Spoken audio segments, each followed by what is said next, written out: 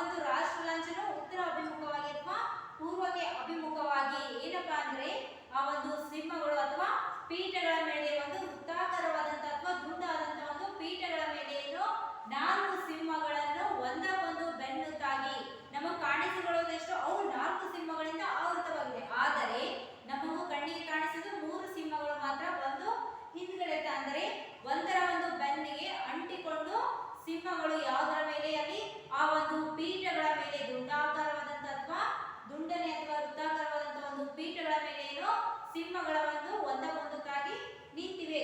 ಈ ಸಿಂಹಗಳ ಪೀಠ ಯಾವುದರಿಂದ ಕೂಡಿದೆ ಅಂದ್ರೆ 4 ಚಕ್ರಗಳಿಂದ. ಆ ಒಂದು ಚಕ್ರ ಯಾವುದು? ಅಶೋಕ ಚಕ್ರ. ಅಂದ್ರೆ ನಮ್ಮ ರಾಷ್ಟ್ರ ಧ್ವಜದ ಮಧ್ಯಭಾಗದಲ್ಲಿ ಸಹ ಏನು ಒಂದು ಅಶೋಕ ಚಕ್ರವಿದೆ. ಈ ಒಂದು ಚಕ್ರ ನೀಲಿ ಬಣ್ಣಗಳಿಂದ 24 ಗೆರೆಗಳಿಂದ ಆವೃತಗೊಂಡಿದೆ. ಆ ಚಕ್ರದ ಮಹತ್ವವೇನು? ಅದು ಒಂದು ಧರ್ಮದ ಸಂಕೇತ ಅಥವಾ ಧರ್ಮದ ಪ್ರತೀಕವಾಗಿದೆ. ಅಂದರೆ ಆ ಒಂದು ಚಕ್ರವನ್ನು ಆ ಏನು ಪೀಠ ಅದನ್ನ ಆ ಪೀಠದ ಸುತ್ತಲೂ ಅಂದ್ರೆ 4 ಕಡೆ ಒಂದು ಚಕ್ರವಿದೆ.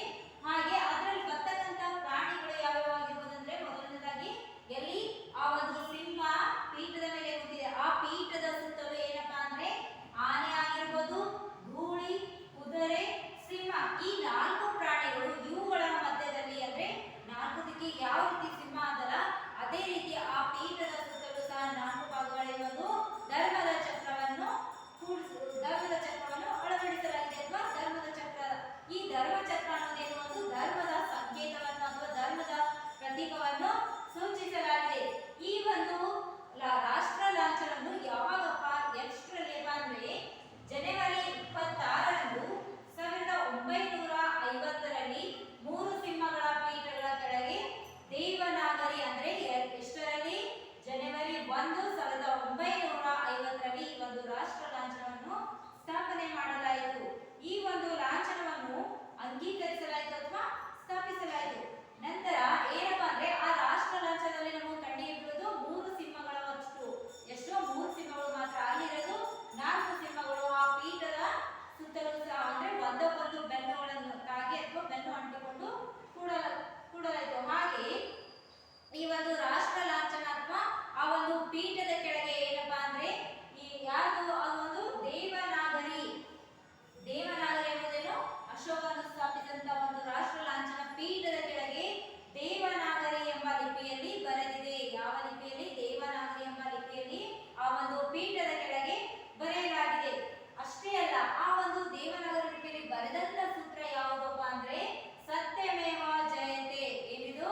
ನಮ್ಮ ರಾಷ್ಟ್ರೀಯ ಅಥವಾ ನಮ್ಮ ಲಾಂಛನದಲ್ಲಿ ಬರೆದಂತ ಒಂದು ಸೂತ್ರ ಯಾವುದಪ್ಪ ಅಂದ್ರೆ ಸತ್ಯಮೇವ ಜಯತೆ. ಈ ಒಂದು ಸತ್ಯಮೇವ ಜಯಂತಿಯನ್ನು ಮುಂಡಕ ಅಥವಾ ಉಪನಿಷತ್ತುಗಳಿಂದ ವಾಕ್ಯವಿದೆ. ಯಾವುದರಿಂದ?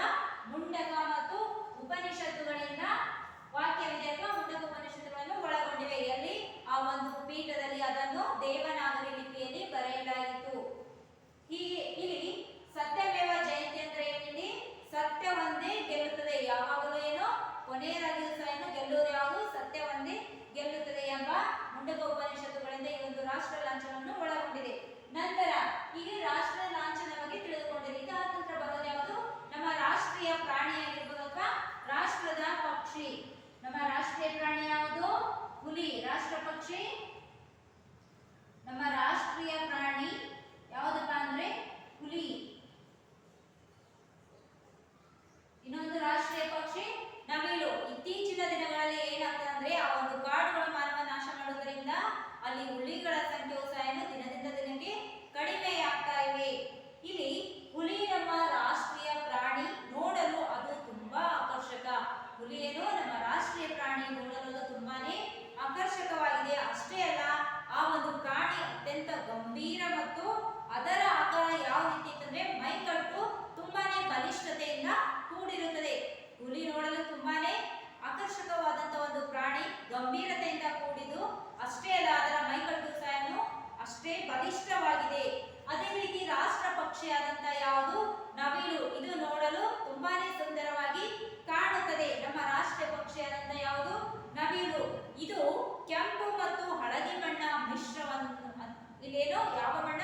ಕೆಂಪು ಮತ್ತು ಹಳದಿ ಬಣ್ಣಗಳಿಂದ ಅದರ ರೆಕ್ಕೆಯು ತಲೆಯ ಮೇಲೆ ಕಿರೀಟ ಅಥವಾ ತುರಾಯಿ ಅಂತ ಏನು ನವಿಲಿನ ಒಂದು ತಲೆಯ ಮೇಲೆ ಕಿರೀಟ ಅಥವಾ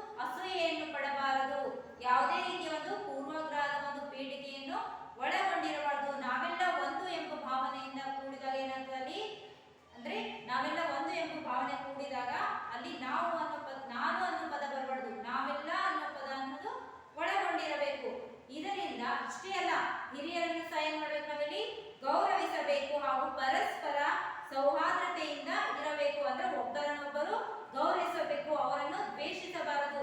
ಆಗ ಮಾತ್ರ ಅಲ್ಲಿ ಸೌಹಾರ್ದತೆಯನ್ನು ಅಥವಾ ಒಂದು ಒಳ್ಳೆಯ ಅಂಶಗಳನ್ನು ಒಳಗೊಂಡಿರುತ್ತವೆ.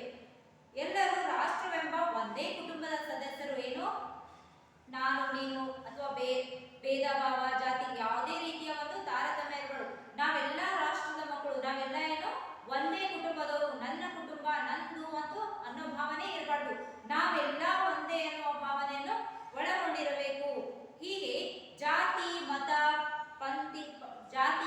ಪಂಗಡ, ಧರ್ಮ, ಲಿಂಗ ತಾರತಮ್ಯ ಇವೆಲ್ಲ ಒಂದು ತಾರತಮ್ಯ ಒಳಗೊಂಡಿರಬಾರ್ದು. ಆಗ ಮಾತ್ರ ಒಂದು ದೇಶವನ್ನು ಕಟ್ಟಲು ಸಾಧ್ಯವಾಗ್ತದೆ, ಅಥವಾ ಒಂದು ದೇಶದ ಜನರಲ್ಲೂ ಒಂದೇ ಎನ್ನುವ ಮನೋಭಾವನೆಯನ್ನು ಬೆಳೆಯುತ್ತೆ. ನಾವೆಲ್ಲ ಒಂದೇ ಅಂತ ಯಾವಾಗ ಅನ್ಕೋತೀವಿ, ಆಗ ನಮ್ಮಲ್ಲಿ ಒಂದೇ ಎಂಬ ಮನೋಭಾವನೆಯನ್ನು ಒಳಗೊಂಡಿರುತ್ತದೆ. ಇಷ್ಟು ಏನಪ್ಪಾ ಅಂದ್ರೆ ರಾಷ್ಟ್ರದ ಒಂದು ಭಾವೈಕ್ಯತೆ. ಆಗ ಮಾತ್ರ ನಾವೆಲ್ಲರೂ ಭಾರತೀಯರು. ಇದು ಏನಪ್ಪಾ ಅಂದ್ರೆ ನಮ್ಮ ರಾಷ್ಟ್ರೀಯ ಒಂದು ಭಾವೈಕ್ಯತೆಯನ್ನು ಸೂಚಿಸುತ್ತದೆ. ಇದರ ಪ್ರಾಮುಖ್ಯತೆ ಅಂದ್ರೆ ಈ ಒಂದು ರಾಷ್ಟ್ರೀಯ ಭಾವೈಕ್ಯತೆ ಒಂದು ಪ್ರಾಮುಖ್ಯತೆ ಏನು, ಅದರ ವಿಶೇಷತೆ ಏನು, ಅದನ್ನು ಅಳವಡಿಸಿಕೊಳ್ಳುವುದರಿಂದ ಯಾವ ರೀತಿ ಒಂದು ಉಪಯೋಗತೆ ನೋಡು. ಭಾರತದ ವಿವಿಧತೆಯು ಪ್ರಾಕೃತಿಕ ವೈವಿಧ್ಯತೆಯಿಂದ ಕೂಡಿದೆ. ನಮ್ಮ ದೇಶ ಏನು ವಿವಿಧತೆಯಲ್ಲಿ ಏಕತೆ ಕಂಡುಕೊಂಡಂತ ಒಂದು ದೇಶವಾಗಿದೆ. ಅಷ್ಟೇ ಅಲ್ಲ, ಪ್ರಾಕೃತಿಕ ವೈವಿಧ್ಯತೆಯಿಂದ ಕೂಡಿದಂತಹ ದೇಶವಾಗಿದೆ. ಜನಜೀವನದಲ್ಲಿ ವೈವಿಧ್ಯತೆಯ ಒಂದು ಪ್ರಕಟಗಳನ್ನು ಒಳಗೊಂಡಿದೆ. ಇಲ್ಲಿ ಪ್ರಕೃತಿಯ ವೈವಿಧ್ಯತೆ ಅಂದ್ರೆ ಏನು, ಭಾರತದ ಬಲು ಎತ್ತರದ ಪರ್ವತ ಶ್ರೇಣಿಗಳಲ್ಲಿ ಅತಿ ಉದ್ದವಾದಂತಹ ನದಿಗಳು, ಈ ಒಂದು ಭಾರತದಲ್ಲಿ ಬರ್ತಕ್ಕಂಥ ಎತ್ತರವಾದಂತಹ ಒಂದು ಪರ್ವತ ಶ್ರೇಣಿಗಳಲ್ಲಿ ಅತಿ ಉದ್ದವಾದಂತಹ ಕೆಲವು ನದಿಗಳು ಸಹ ಇವೆ, ಅಥವಾ ವಿಶಾಲವಾದ ಮೈದಾನಗಳನ್ನು ಸಹ ಒಳಗೊಂಡಿವೆ. ಅಷ್ಟೇ ಅಲ್ಲ, ಅತ್ಯಂತ ಚಳಿಯ ಹಾಗೂ ಬಿಸಿಲಿನಿಂದ ಅಥವಾ ಶಕೆಯ ಪ್ರದೇಶಗಳನ್ನು ಒಳಗೊಂಡಿದೆ. ಭಾರತ ಒಂದು ವಿಶಾಲವಾದಂತಹ ಒಂದು ದೇಶ, ಅಂದ್ರೆ ಎಲ್ಲಾ ಅಂಶಗಳನ್ನು ಒಳಗೊಂಡಿದೆ. ಪ್ರಕೃತಿ ಆಗಿರ್ಬೋದು, ಚಳಿ ಆಗಿರ್ಬೋದು, ಬಿಸಿಲು ಆಗಿರ್ಬೋದು, ಅಥವಾ ಸುಡುವ ಮರುಭೂಮಿ ಆಗಿರ್ಬೋದು. ಇಲ್ಲಿ ದಟ್ಟವಾದ ಕಾಡುಗಳಿಂದ ಸಹ ಏನು ಆವೃತವಾಗಿದೆ. ಸರೋವರಗಳು ಧುಮುಕುವ ಒಂದು ಜಲಪಾತ, ಈ ಒಂದು ಜಲಪಾತ ನೋಡಿದಾಗ ಏನು ಎಲ್ಲರ ಒಂದು ಮನವನ್ನು ಸೆಳೆತ ಅಥವಾ ಮನ ಸೆಳೆಯುವ ಒಂದು ಕರಾವಳಿ, ನೂರಾರು ಚಿಕ್ಕ ಪುಟ್ಟ ದ್ವೀಪಗಳು ಎಲ್ಲಿ ಇಷ್ಟು ಏನಪ್ಪಾ ಅಂದ್ರೆ ನಮ್ಮ ಭಾರತ ದೇಶದಲ್ಲಿ ಆವೃತಗೊಂಡಿದೆ. ಇವು ಏನು ನಮಗೆ ಪ್ರಕೃತಿ ದತ್ತವಾಗಿ ಸಿಗುವಂತದ್ದು, ಪ್ರಕೃತಿಯಿಂದ ಬಂದಂತ ಕೊಡುಗೆಗಳಾಗಿವೆ. ನೆಕ್ಸ್ಟ್ ಜೀವ ವೈವಿಧ್ಯತೆ. ಜೀವ ವೈವಿಧ್ಯತೆ ಅಂದ್ರೆ ಹೇಳಿ ಭಾರತದ ಜೀವ ವೈವಿಧ್ಯತೆ ಅತ್ಯಂತ ಅಪಾರವಾದದ್ದು. ಭಾರತದ ಒಂದು ವೈವಿಧ್ಯತೆ ಏನು ಅತ್ಯಂತ ಅಪಾರವಾಗಿದೆ. ಜಗತ್ತಿನ ಇಷ್ಟೊಂದು ಜೀವ ವೈವಿಧ್ಯತೆಯ ದೇಶಗಳು ಇರುವುದು ಕೆಲವು ಮಾತ್ರ. ಅದರಲ್ಲಿ ನಮ್ಮ ಭಾರತ ದೇಶವು ಸಹ ಏನು ಒಂದಾಗಿದೆ. ಇದು ವೈವಿಧ್ಯತೆಯಿಂದ ಕೂಡಿದೆ. ಅಷ್ಟೇ ಅಲ್ಲ, ಇದರ ಏನು ಅತ್ಯಂತ ಅಪಾರವಾಗಿಯೂ ಸಹ ಆಗಿದೆ.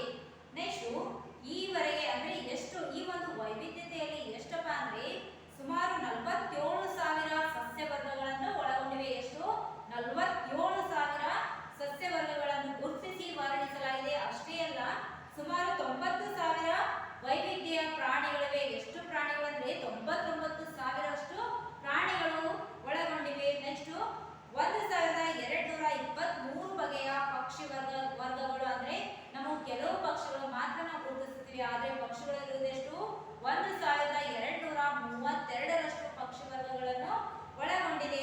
2,546 ಬಗೆಯ ಮೀನಿನ ವರ್ಗಗಳು. ಎಷ್ಟು 2,546ರಷ್ಟು ಮೀನಿನ ವರ್ಗಗಳನ್ನು ಒಳಗೊಂಡಿವೆ.